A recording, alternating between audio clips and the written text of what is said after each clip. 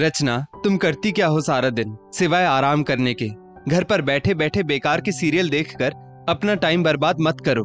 तुम पढ़ी लिखी हो, अपने लिए कोई जॉब क्यों नहीं ढूंढ लेती? अब तो दोनों बच्चे भी थोड़े बड़े हो गए हैं। आज तुमने फिर कोई पार्सल मंगवाया। पैसे कोई पेड़ पर नहीं उगते कि हाथ बढ़ाया और तोड़ लिए।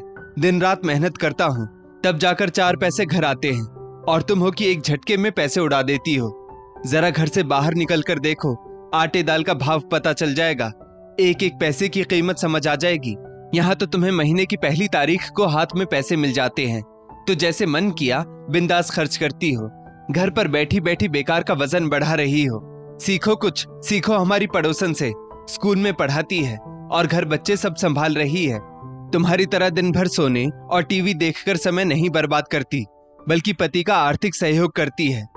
आज फिर दीपक अपनी पत्नी रचना पर गुस्साते हुए बोला। ना जाने क्यों आजकल दीपक हर वक्त रचना पर नौकरी करने का दबाव डालने लगा है। उसे आर्थिक रूप से आत्मनिर्भर होने को कहता है। दीपक जी, सारा दिन मेरा घर और बच्चों को संभालने में निकल जाता है, और आप कहते हो तुम करती क्या हो? सुबह उठने से रात के सोने तक तुम्हारी गृहस्थी संभालती हूँ, हर एक की जरूरत को पूरा करती हूँ, सबकी खुशियों के लिए चिंतित रहती हूँ, और तुम कहते हो कि मैं करती क्या हूँ? मेरे लिए जख्मों पर नमक छिड़कने जैसा होता है ये सवाल कि तुम करती क्या हो। मुझे नहीं करनी कोई नौकरी, नहीं बनना बंधुआ मजदूर, नहीं निभानी दोहरी जिम्मेदारी। घर का भी करो और बाहर का भी। रचना भी रोते रोते बोली। रचना, बस मैं तुम्हें फाइनेंशियली इंडिपेंडेंट होने को कह रहा हूँ। कल को अगर मैं ना रहा तो तुम्हारा और बच्चों का क्या होगा? रचना, आर्थिक रूप से स्वतंत्र महिलाओं को कठिन परिस्थिति से निपटने में आसानी होती है, पर यह बात तुम्हें समझ नहीं आती। दीपक ने इतना कहा और थोड़ी देर के लिए फिर बाहर चला गया। रचना ने अपना मन हल्का करने के लिए अपनी बड़ी बहन कविता को फोन लगाया। दीदी, इस आदमी से शादी करके तो मेरी जिंदगी बर्बाद हो गई। 2 घड़ी का आराम नहीं मिलता इस घर में। हर वक्त ताना मारते हैं कि तुम सारा दिन करती क्या हो, नौकरी करने का दबाव डाल रहे हैं। इस बंदे से तो मेरे सामान्य से खर्च भी नहीं उठाए जा रहे। कहते हैं पढ़ी लिखी हो, शारीरिक रूप से सक्षम हो, तो फाइनेंशियली इंडिपेंडेंट बनो ना। दीदी हर वक्त रूखा बोलने लगे हैं, ताना मारते हैं। मैं बहुत परेशान हो गई हूँ दीदी। रचना ने अपनी बड़ी बहन कविता से कहा। थोड़ा शांत हो जाओ रचना। देखो रचना, हो सकता है दीपक जी को उनकी नौकरी में कोई समस्या आ गई हो। इस महंगाई में एक इंसान की सैलरी से घर चलाना आसान नहीं होता।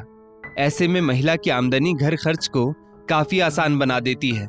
आर्थिक रूप से आत्मनिर्भर महिला को रिश्तेदार पड़ोसी भी सम्मान की दृष्टि से देखते हैं। मेरी मानो तो तुम अपने लिए क्षमता अनुसार नौकरी ढूंढ ही लो। घर से बाहर निकलोगी तो मन भी बहल जाएगा, और दीपक जी को तुम्हें ताना मारने का मौका भी नहीं मिलेगा। बच्चों की फिक्र मत करो, दोनों स्कूल जाते हैं, दोपहर 2 बजे घर आते हैं। उसके बाद तुम्हारी सास उन्हें संभाल लेंगी, फिर शाम तक तो तुम आ ही जाओगी। एक बार कोशिश करके तो देखो, कविता ने रचना को समझाया।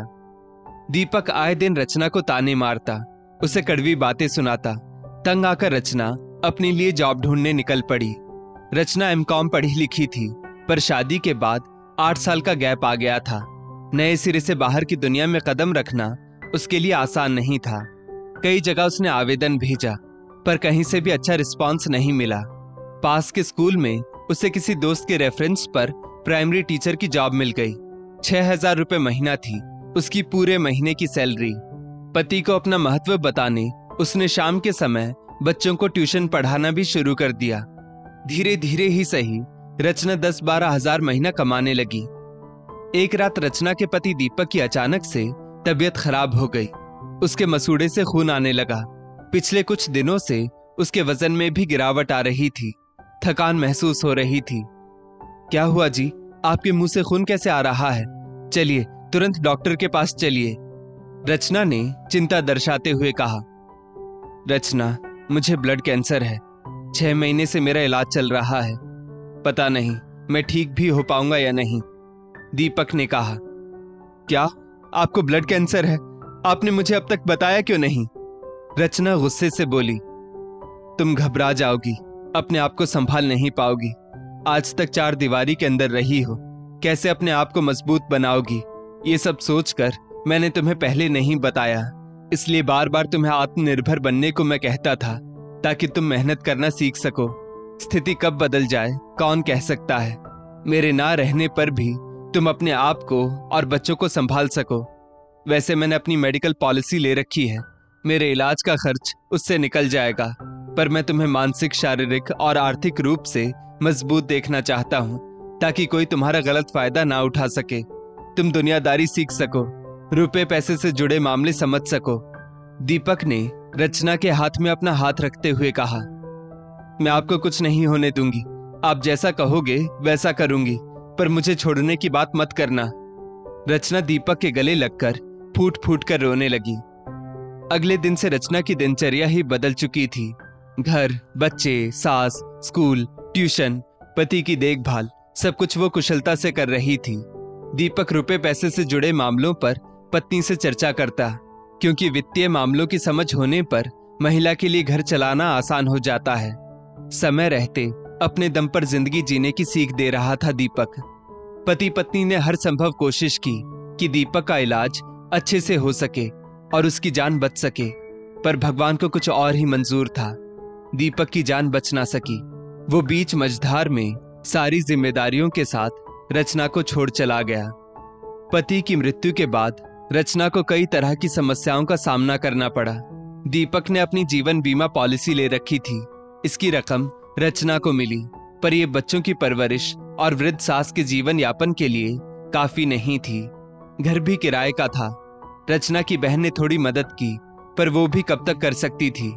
रचना दोहरी मेहनत करती, स्कूल पढ़ाने जाती, दोपहर को बच्चों को ट्यूशन पढ़ाती। उसने बच्चों की संख्या भी बढ़ा ली थी। रात को कुछ घंटे वो नमकीन और पारंपरिक मिठाई सास के साथ मिलकर बनाती और उसे पास की दुकानों में बेचती। बच्चों को छोटे स्कूल में शिफ्ट करना पड़ा। रिश्तेदारों ने भी मुंह फेर लिया, हर चीज में हाथ रोकना पड़ता। बच्चों ने भी रचना की स्थिति समझी, पढ़ाई में खुद से ही खूब मेहनत करते। ऐसे ही समय बीतता गया और स्थिति कुछ सामान्य हुई। एक दिन अचानक से रचना की बहन कविता का फोन आता है। कहो दीदी, क्या बात है, कुछ परेशान लग रही हो? रचना ने पूछा। हाँ रचना, घर में कलह की स्थिति बन गई है। बेटी आरोही 24 साल की हो गई है, सीए फाइनल नहीं निकाल पा रही। मेहनत तो बहुत कर रही है, पर सफलता हाथ नहीं आ रही। उसके लिए अच्छे घराने के रिश्ते भी आ रहे हैं। मेरी सास और तुम्हारे जीजा जी चाह रहे हैं कि आरोही का रिश्ता तय कर दें। आगे ऐसे रिश्ते मिले या ना मिले, आरोही बीच में पढ़ाई छोड़ना नहीं चाह रही। वो 1-2 साल और लेना चाहती है, जॉब करना चाहती है, आर्थिक रूप से सक्षम होना चाहती है। कुछ समझ नहीं आ रहा क्या करें। मैं तो बीच में पिस रही हूँ। सास कहती है अगर लड़कियां ज्यादा पढ़ लिख कर आर्थिक रूप से सक्षम हो जाती हैं तो किसी की नहीं सुनती, ससुराल में एडजस्ट नहीं हो पाती। दीदी, आरोही सही कह रही है, हमें उसे आगे की पढ़ाई पूरी करने देना चाहिए। सीए बनना आसान नहीं है, वक्त लगता है, पर एक बार बच्ची सीए बन गई तो उसकी जिंदगी संवर जाएगी। वो हर परिस्थिति का सामना करने के लिए तैयार हो जाएगी। आप मेरी ही जिंदगी से सबक ले लो। मैंने सपने में भी नहीं सोचा था कि मेरे पति मुझे बीच मझधार में छोड़कर चले जाएंगे। आसान सी जिंदगी में ऐसा कठिन मोड़ आ जाएगा। मेरे पति ने मुझे कितनी बार दुनियादारी सिखाने की कोशिश की, पर मैंने समझने में बहुत देर कर दी। इसलिए मुझे और मेरे बच्चों को बहुत मुसीबतें झेलनी पड़ी। कभी कभी लड़कियों को ससुराल में घरेलू हिंसा का शिकार होना पड़ता है। आर्थिक मजबूरी के कारण सालों नर्क में बिताने पड़ते हैं। बिना सम्मान के, बिना प्यार के मार खाकर जिंदगी गुजारने पर मजबूर रहती हैं। दीदी, तुम जमाने की परवाह मत करो, रचना ने समझाया। इधर माँ का साथ पाकर आरोही ने दिन रात मेहनत करके अपनी पढ़ाई पूरी की। उसे उसकी मेहनत का फल भी मिल गया। वो 26 साल की उम्र में सीए बन गई। दुनिया की बातों को तवज्जो ना देकर उसने अपने लक्ष्य पर ध्यान दिया और सफलता मिली। साल भर बाद उसकी शादी अच्छे पढ़े लिखे लड़के से हो गई जो उसकी मेहनत को समझता था। दोस्तों, आत्मनिर्भर महिलाएं अपने परिवार और बच्चों के भविष्य के लिए बेहतर विकल्प ढूंढने और निर्णय लेने में सक्षम होती हैं। आत्मविश्वास बढ़ता है, घर चलाना आसान हो जाता है, सम्मान से रहती है, प्रताड़ना सहने की मजबूरी नहीं होती। इसलिए अपनी बेटियों को आर्थिक रूप से आत्मनिर्भर जरूर बनाएं। इस स्टोरी को लेकर आपकी क्या राय है, नीचे कमेंट करके जरूर बताइएगा। और ऐसी ही और भी बेहतरीन वीडियोस के लिए हमारा पेज जरूर फॉलो करें। धन्यवाद।